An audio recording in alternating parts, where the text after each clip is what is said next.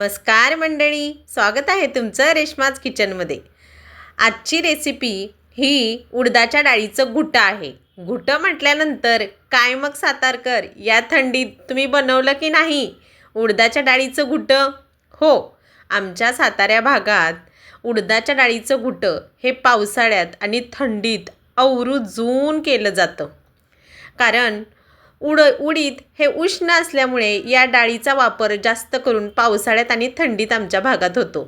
त्यातल्या त्यात असं उडदाच्या डाळीचं घुटं असलं ना, म्हणजेच काय हो, उडदाच्या डाळीची आमटी. त्या असेल तर सगळेजण अगदी आवडीने खातात बरं का. चला तर मग सातारा स्टाईल स्पेशल उडदाच्या डाळीचं घुटं बनवूयात आज आपण.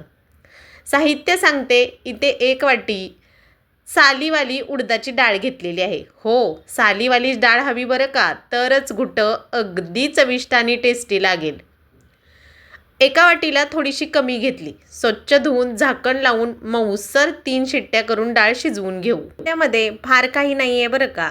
या डाळीला लसूण आणि अद्रक आवर्जून घालायचं. अगदी टेस्टी असं होतं. लसूण 20 ते 25 पाकळ्या आणि अर्धा इंच आलं घेतलेलं आहे मी. कढीपत्ता, कोथिंबीर, सुकं खोबरं 1-2 टीस्पून किसून घेतलेलं आहे. हे सगळं मिक्सरला बारीक वाटून घेणार आहोत आपण बिना पाण्याचं. आणि आपण जी डाळ घेतली होती ती अशी मऊसर छान शिजवून घेतलेली आहे मी. हे घुटं सर्दी खोकला जर थंडीत झाला ना आणि याचं जर घुटं करून प्यायलात तर सर्दी खोकला अगदी पटकन पळून जाईल. इतकं उपयुक्त आहे हे. 1 टीस्पून घरचं घाटी मसाला आहे हा. काही भागात मिरची वाटूनसुद्धा हे घुटं केलं जातं बरं का. पण माझ्या मुली खाणार होत्या म्हणून मी हिरव्या मिरचीचा वापर इथे केलेला नाही. सुरू करून याच्यावरती एक पातेलं ठेवून घेतलं. 1 पळी किटलीतली तेल घालून घेतलं. तेल चांगलं कडकडीत गरम झालं की जिरे घालून घेतले. जिरेही थोडेसे जास्त घालायचे. 1 टीस्पून इतके जिरे घातलेले आहेत मी. जिरे चांगले तडतडले की यामध्ये कढीपत्ता घालून घ्यायचा. कढीपत्त्याची ही छान खमंग फोडणी करून घ्यायची. याचा वास आमटीमध्ये खूप रुचकर असा लागतो. आता वाटून घेतलेला मसाला घालून घेऊयात. लसूण, खोबरं, अद्रक याचं असं जाडं भरडं वाटण करून घालायचं. लसूण आणि अद्रकचा स्वादमुळे ही आमटी अगदी रुचकर लागते. काय, लसूण आणि अद्रक या आमटीचे हिरो इन्ग्रेडियंट्स आहेत. चला आता असं चांगला हा मसाला भाजून घ्यायचा. कारण खोबरं, अद्रक, लसूण अगोदर काहीच आपण भाजून घेतलेलं नाही. त्यामुळे इथेच आपण छान भाजून घ्यायचं. भाजलं की लगेचच आपण साठवणीचा घरगुती मसाला मी 1 टीस्पून घातलेला आहे.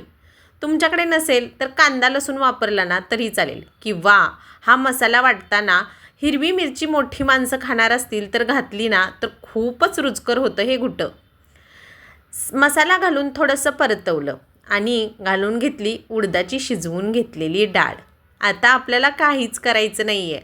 हवं त्या कन्सिस्टन्सीचं, पातळ किती हवं आहे घुटं इतकं यामध्ये पाणी घालून घ्यायचं. मीठ घालायचं आणि खळखळून उकळी आणून बारीक गॅसवरती 5 मिनटं घुटं शिजवून घ्यायचं आहे. आता वरून घालूयात बारीक चिरलेली, स्वच्छ धुतलेली हिरवीगार अशी कोथिंबीर घातल्यानंतर छान अशी उकळी येऊ लागली आपल्या घुट्याला उकळी आल्यानंतर असं चांगलं रटरटून बारीक गॅसवरती घुटं शिजवून घेऊ. पाहू शकता कन्सिस्टन्सी मला पातळ भाकरी चपातीसोबत खायचं होतं हे. त्यामुळे असं थोडंसं दाटसर आणि थोडंसं पातळ असं कन्सिस्टन्सीचं मी घुटं बनवून घेतलेलं आहे.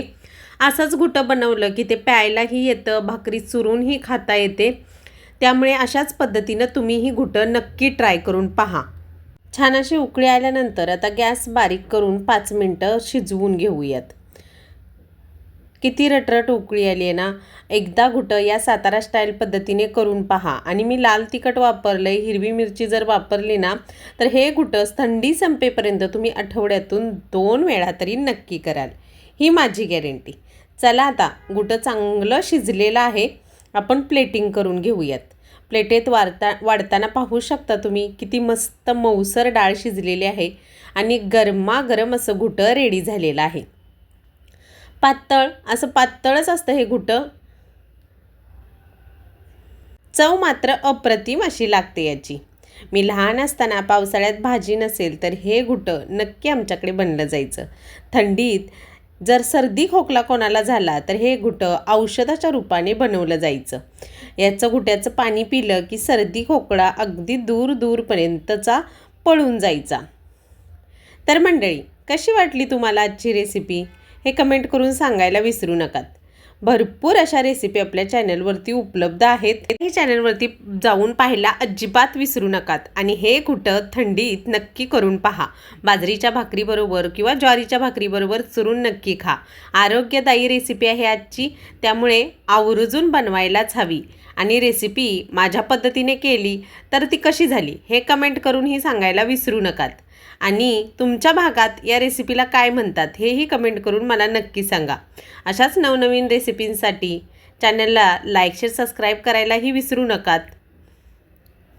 चला तर मग आपलं घुटं रेडी झालेलं आहे. भेटूयात नवीन व्हिडिओमध्ये एका नवीन अशा रेसिपीसोबत.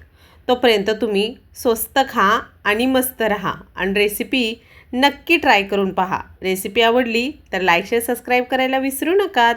अशाच नवनवीन रेसिपींसाठी चॅनलला लाईक शेअर सबस्क्राईब जरूर करा. बाय. Like share subscribe.